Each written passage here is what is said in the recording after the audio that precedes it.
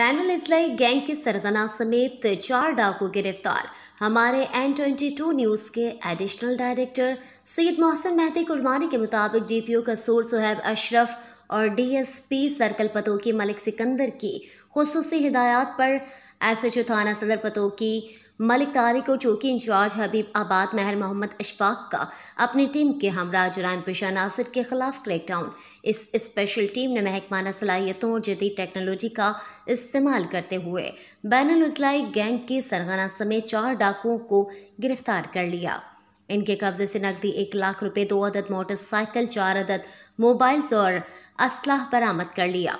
Police की जुराइम पेशा नासिर के खिलाफ कार्रवाई पर समाजी हलकों की जानिब से पुलिस को खराज तहसीन पेश किया गया है। मज़ीद खबरों और अपडेट्स के लिए देखते रहिए N22 न्यूज़, हर खबर सच्चाई के साथ।